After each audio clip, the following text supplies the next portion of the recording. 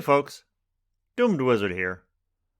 So the latest version of Basic Fantasy has finally arrived. At least the print release version has. You can find it on the Basic Fantasy website.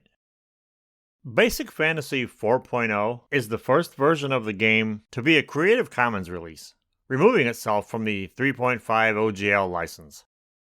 Now I'm a wizard, not a lawyer, but I'm pretty sure the Creative Commons license allows anyone to copy, redistribute, and build on existing material for any purpose, even commercially, as long as you give appropriate credit and provide a link to the original license.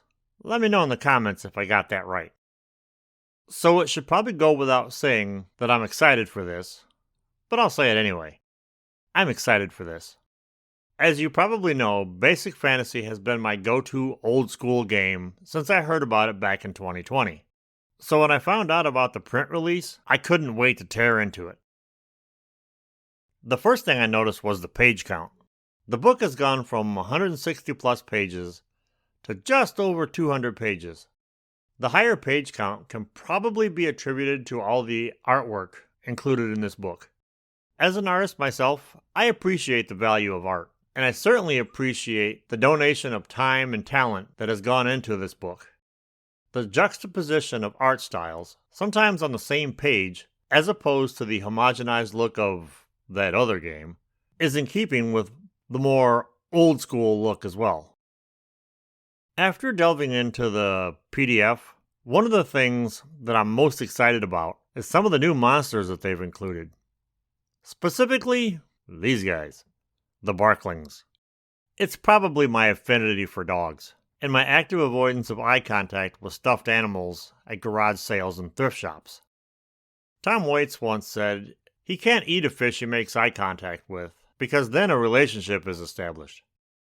I never met a dog I didn't want to pet, or a stuffed animal I didn't want to take home. But I digress. So let's explore the Barkling a little bit, shall we? First of all, this illustration is awesome. Gabe Fow, my apologies if I butchered your name, Gabe, knocked this one out of the park. These guys remind me of the canine archaeologists from Samurai Jack, which probably also adds to their appeal for me. The book describes Barklings as diminutive, furry humanoids with very dog-like faces. They stand about 3 feet tall and weigh around 45 pounds, give or take. Barklings are pack hunters by nature, shy when encountered alone or in small groups, but emboldened in overwhelming numbers. In combat, Barklings usually wear chainmail armor which they themselves craft. They deliver a nasty bite, but preferring small weapons made for their size. As a result, regardless of the weapon type, they do 1d4 points damage. Barklings have dark vision up to 30 feet, but their sense of smell is where they excel. A Barkling can track any creature by scent, even if the tracks are a day old. This includes the living and such undead as zombies, for instance. 1 out of every 10 Barklings will be a one-hit die warrior, which is important because normally they're a 1d4 hit die, so that greatly increases their hit points. In Barkling encampments, 1 in every 20 will be a 2-hit die chieftain having a +1 strength damage bonus. In villages of 50 or more, there will be a 3-hit die chieftain with a similar strength damage bonus. Barklings gain a +1 bonus to their morale as long as they are being led by their leaders. A layer also has a 1 in 2 chance on a d6 of having a wizard present. The wizard is an equivalent of a 1-hit die warrior, but has magic user abilities at level 1d4 + 1. This opens things up for a lot of possibilities in my head. Here's the part that made me chuckle when I read it. Barklings are sometimes confused with kobolds for whom they have a particular hatred, and calling a Barkling a kobold, or suggesting that the two species are related, is considered a terrible insult. I think it's great that they added this. I even cross-checked, and the feeling is mutual with kobolds.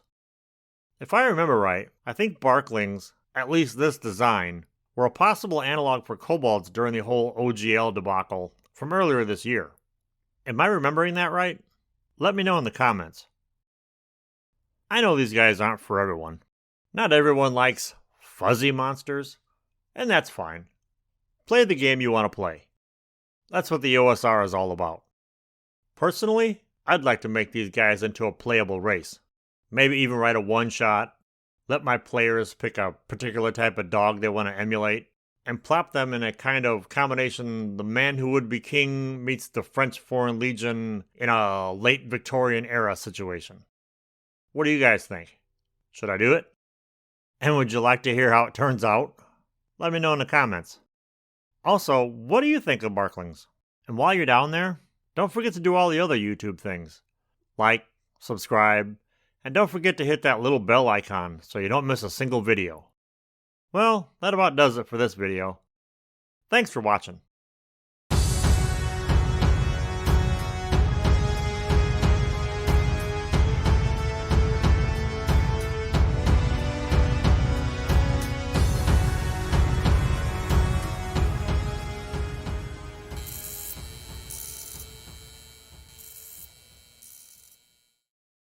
As you probably know, Basic Fanny, as